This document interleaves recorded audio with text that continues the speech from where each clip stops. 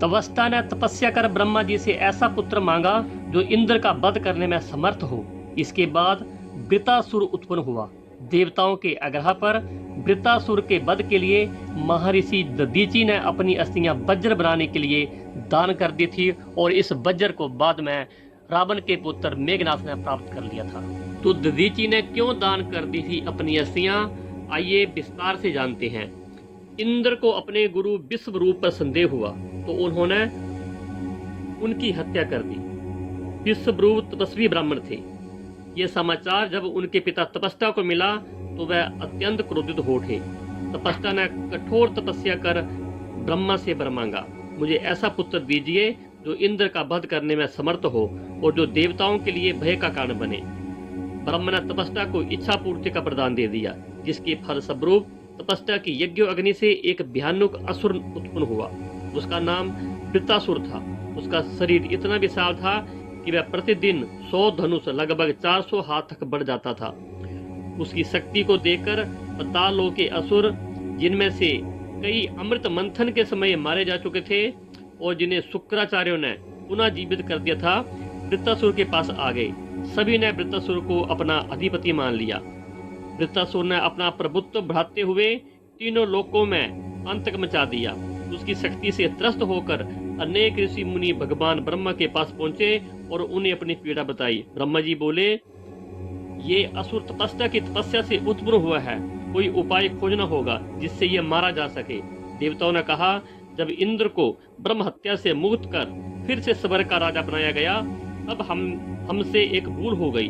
हमने अपने दिव्य अस्त्र शस्त्र महर्षि दधीचि के आश्रम में रख दिए थे। अब वे अस्त्र हमारे पास नहीं हैं, तो हम वृत्रासुर से युद्ध कैसे करें। ब्रह्मा ने देवताओं को सुझाव दिया और कहा, तुम महर्षि दधीचि के पास जाओ और उनसे उनकी अस्थियां मांग लो। दधीचि की अस्थियों से वज्र बनाया जा सकता है और उसी से वृत्रासुर का वध संभव हो पाएगा। देवताओं ने दधीचि के आश्रम की ओर प्रस्थान किया। रास्ते में इंद्र ने संकोच से कहा, वृत्रासुर ब्राह्मण कुल में उत्पन्न हुआ है, उसकी हत्या करना क्या उचित होगा। तब ब्रह्मा ने समझाया, यदि कोई ब्राह्मण भी आताई हो जाए, लोगों को कसती पहुंचाता हो, तो उसे मारना धर्म सम्मत है। ऐसे व्यक्ति की हत्या परम हत्या नहीं मानी जाती। वृत्रासुर पूर्व जन्म में चित्ररथ नामक राजा था। एक बार वह आकाश में विहार करता हुआ कैलाश पर्वत पहुंचा। वहां उसने भगवान शिव को पार्वती के साथ बैठे देखा तो उपवास करते हुए बोला, शिव जैसे योगी को भी स्त्री का मोह हो गया है। ये सुन देवी पार्वती को क्रोध आ गया और उन्होंने चित्ररथ को शाप दे दिया, तू दैत्य बनकर जन्म लेगा। वहीं चित्ररथ अब वृत्रासुर के रूप में जन्मा है। इसी बीच सभी देवता दधीचि के आश्रम पर पहुंचे। दधीचि का आश्रम अत्यंत शांत था।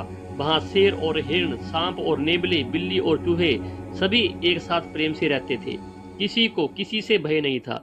दधीचि अपनी पत्नी सुरबच्चा के साथ रहते थे। उनके चेहरे पर करुणा थी, अद्भुत झलक थी। देवताओं ने दधीचि को प्रणाम कर कहा, हे मुनिवर, हम सब एक भारी संकट में हैं, कृपया हमारी सहायता करें। दधीचि बोले, मुझे बताओ तुम्हें क्या चाहिए। देवता बोले, यदि हमें आपकी अस्थियां मिल जाएं, तो उनसे वज्र बनाकर वृत्रासुर का वध किया जा सकता है। दधीचि मुस्कुराकर बोले, ये कोई कठिन बात नहीं है। कार के लिए शरीर त्यागना मेरा सौभाग्य होगा। तुम मेरी अस्थियां ले सकते हो। उन्होंने पत्नी को भीतर भेज दिया और बोले, कुछ क्षण रुकिए, मैं अभी शरीर त्याग देता हूँ। ये कहकर दधीचि तुरंत ध्यान में लीन हो गए और समाधि में चले गए। फिर उन्होंने अपने प्राण त्याग दिए।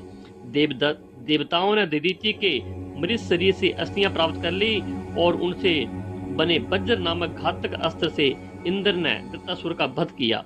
इस तरह महर्षि दधीचि ने देवताओं की रक्षा के लिए अपने प्राण न्यौछावर कर दिए। उनका ये बलिदान आज भी त्याग, परोपकार और धर्म के प्रति समर्पण का प्रतीक माना जाता है।